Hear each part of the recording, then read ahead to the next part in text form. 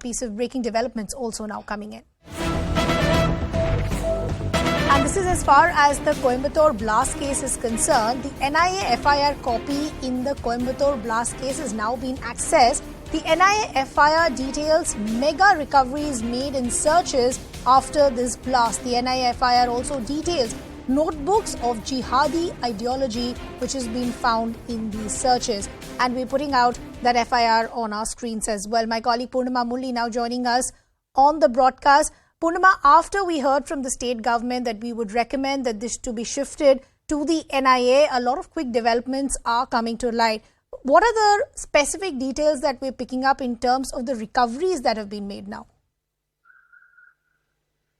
Well, the deceased Jamisha Mubin, who was shot to death on Sunday morning incident. In fact, a search, as per the FIR, it says that a search was conducted at the premises of the deceased, and 109 articles were seized, including potassium nitrate, black powder, matchbox, and other explosive materials. So 109 articles were seized from the residence of the deceased. That's something that's mentioned by the NIA in the FIR, and also talks about how there were so many explosive materials found, and all the 6 accused right now have been booked under UAPA, and they say that investigation will continue. But 109 articles were seized as per the FIR that the NIA had registered after they took over the investigation earlier this week. Okay, Purnima, I'll just request you to stay on with us. Our guests continue to be with us. Retired Major General K.K. Sinha, who's a defense expert.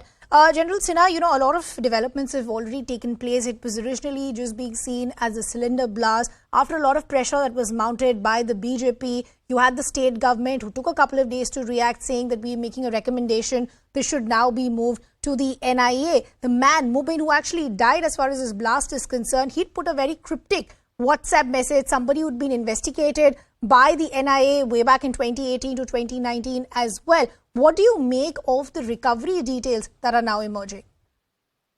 See, what the recovery detail which has come out, it is loud and clear that it is and NIA is calling it is a jihad. It is some, this is a terror-related incident. It is not like that, the way it has come out earlier. NIA is doing, now NIA is a new baby, and NIA is doing a tremendous job. As I am concerned, every time there they have gone, they have come out with the truth and, something very, very deep inside. Otherwise, there are vested interest of the people, the vested interest within the nation state. They have got state and federal system. You have got also the people. They try to brush aside and keep under the carpet, give it a different shape. Which NIA is able to do it? What you have asked, what do you the recovery list? This recovery is not the recovery where it is an incident. It is absolutely a plan, well planned, executed, and something targeting something. What is happening in India as on today, whether it is happening in Coimbatore is one of those blasts, blasts. But if you take it, wholly, today when we talked about that India had got experience to deal with, starting with Jammu and Kashmir, Islamic, Khalistan, Northeast, and also LWE. This has been spoken in this forum which is going on.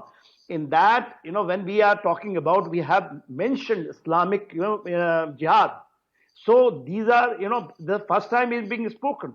And Islamic jihad, we have to be very vocal about it. Sure. If it is there, it is there.